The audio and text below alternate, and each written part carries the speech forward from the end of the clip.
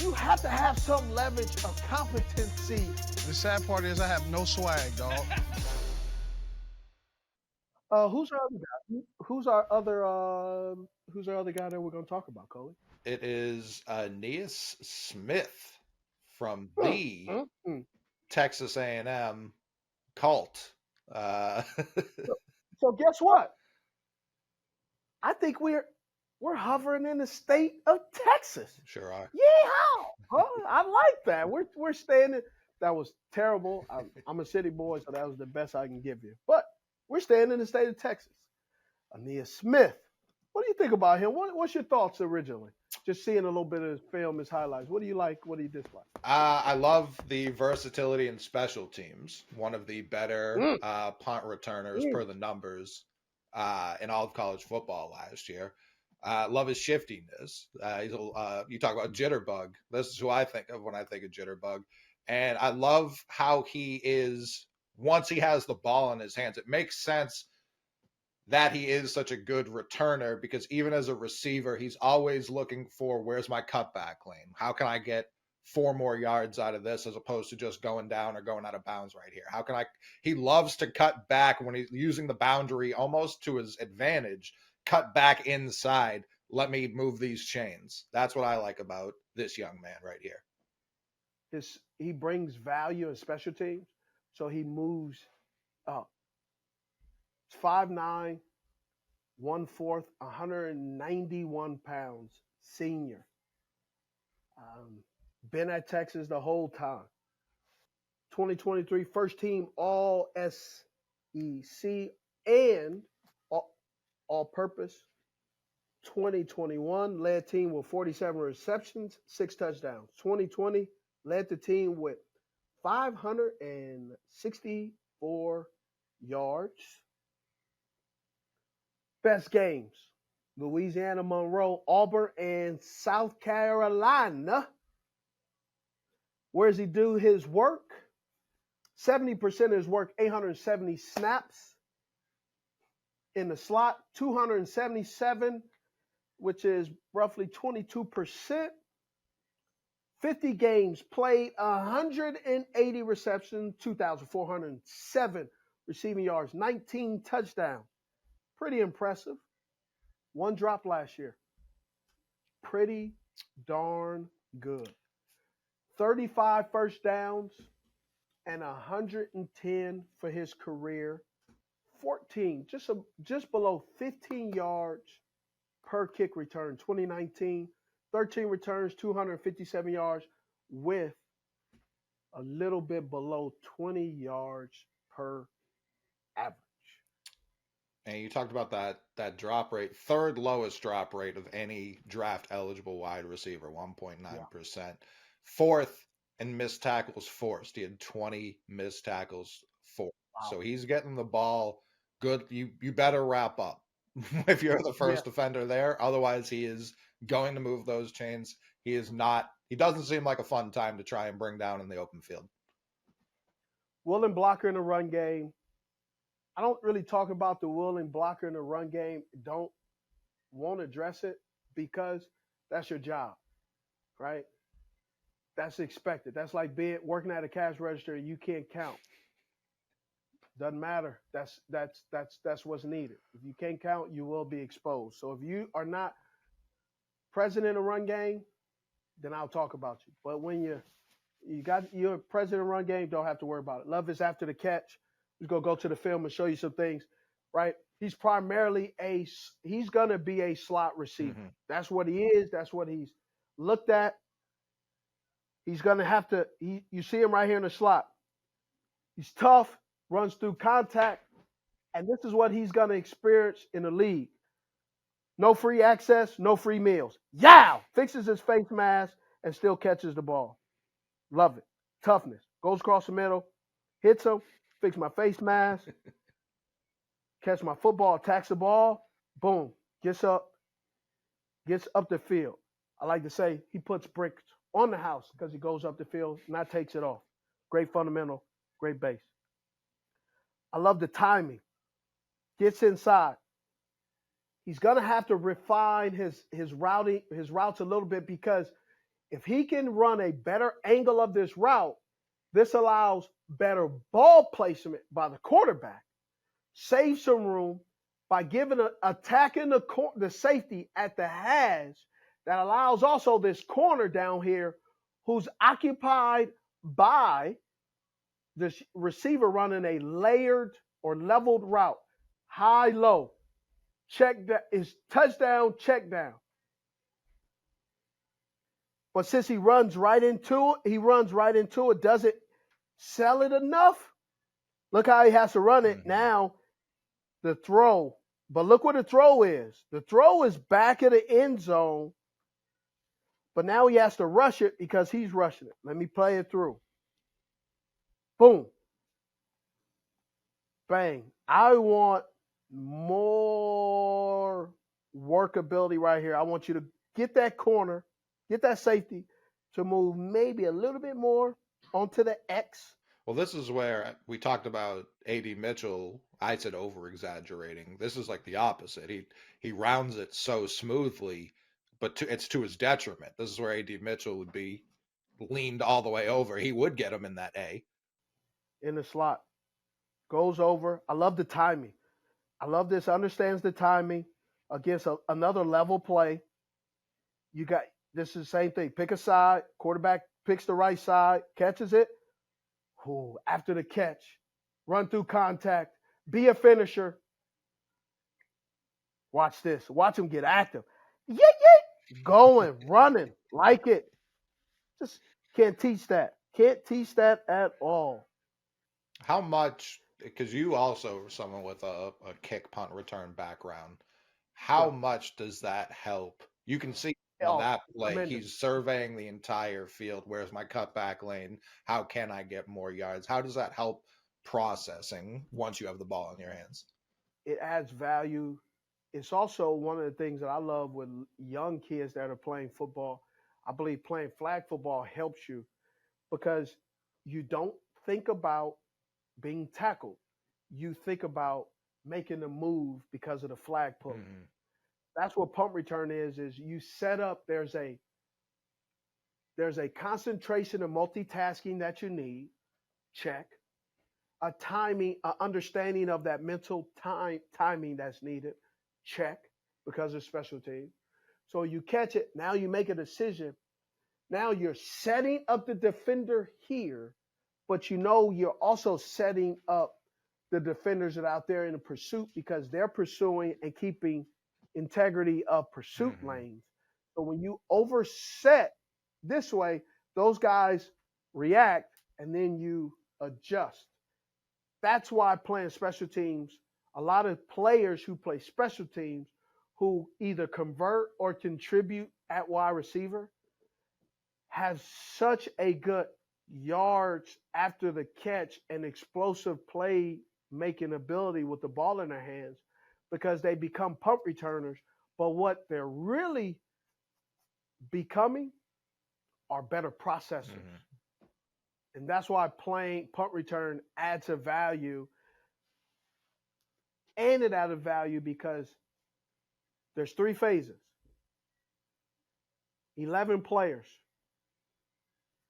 46 people are dressed. You need people that have dual responsibilities.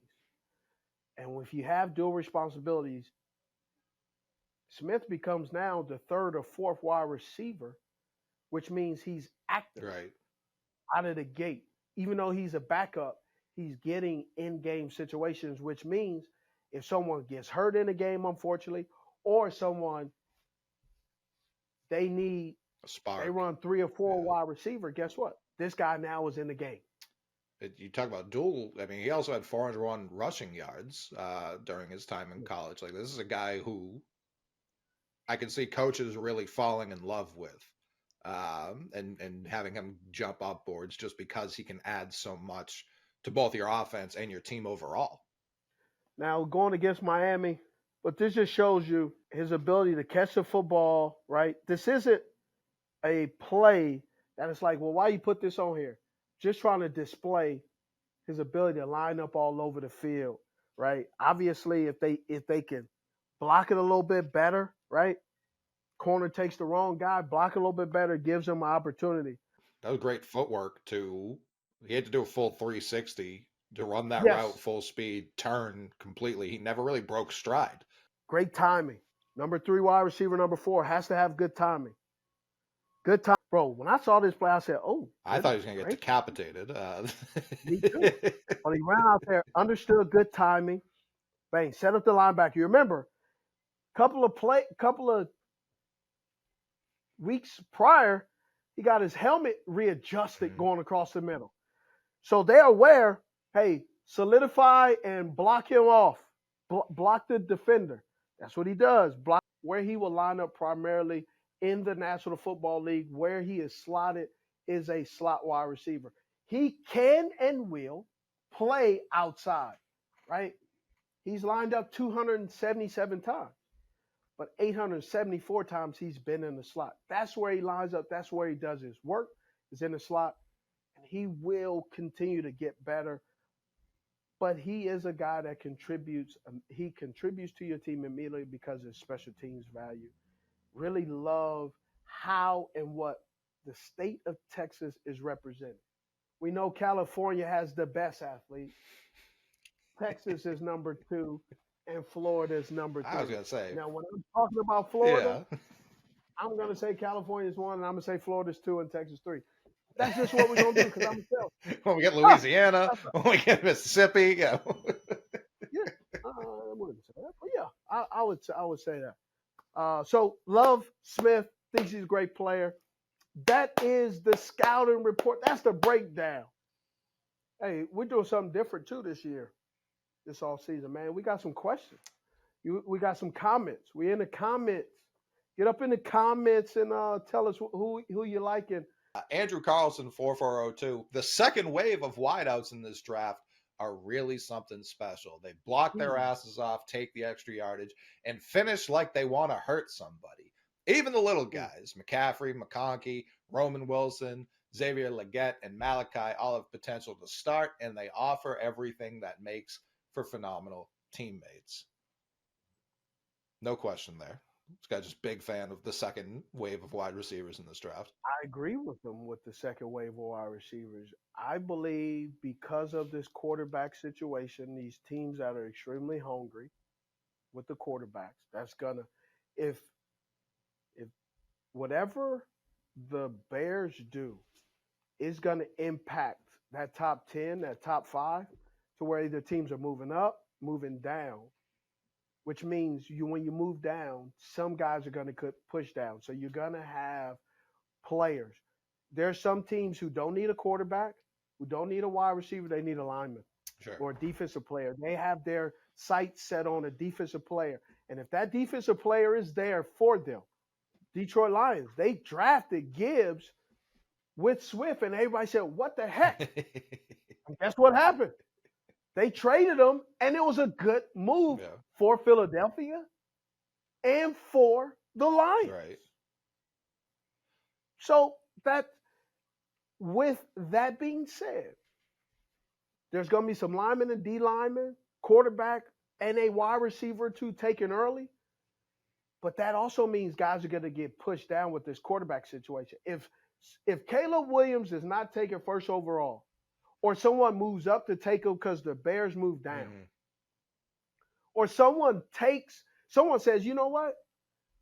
Kind of like the Baker Mayfield year, where Baker became the first overall pick and people were shocked. And then you heard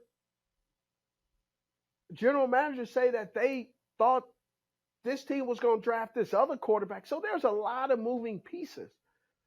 Depending on how these pieces move, depending on that some of these number 1 wide receivers may drop down in the second round, and the second round wide receivers drop down in the third.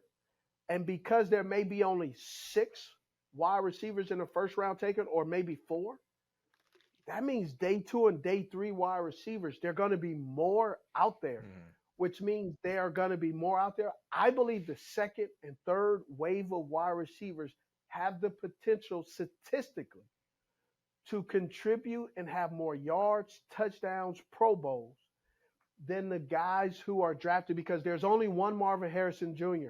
So he's only going to have Let's say he has 14,000 yards. But in this other group where all these other guys that you may have 14,000 yards out of 3 guys. Yeah. So I just believe statistically the second and third wave of guys will have a bigger impact than the first round picks because there'll just be more of them. And it's also, as someone who's been deep into mock drafts since October, since his team was terrible, it's been every mock I read, the first round is just full of offensive players. Not a lot of corners, not a lot of edge guys. But knowing how deep people perceive this wide receiver class to be, it makes a lot of sense that, if you don't think it's a deep defense or offensive line draft, however you feel about it, you would, as a team, take those guys in the first round, knowing you can go get wide receiver later. So that's going to be interesting to see how that plays out on actual draft day. Yeah, I agree with you. We got a few more? John Eichstead said, I think Xavier Worthy looks up to you based on the way he likes to finish runs by dropping his shoulder into the DB on the sideline. Xavier Worthy, I would say he's. I'm still watching this film. I would say he's a jitterbug. He likes to shake more than finish. But that was just funny. The last one, and I didn't get these comments. These were sent to me. I'm not gonna shoot the message. This is Pan Strong. I'm sorry. I'm sorry, but Steve loves the sound of his own voice too much, talking about BS we don't care about. They just want us to sit here silently, apparently. I mean, I could talk less on a talking podcast, and I could just sit here and work out.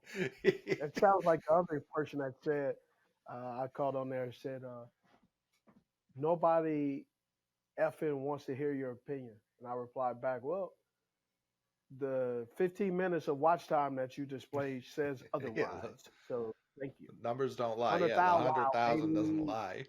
100,000, wow, baby. But yeah, it's always funny. People complaining about talking on a talk show.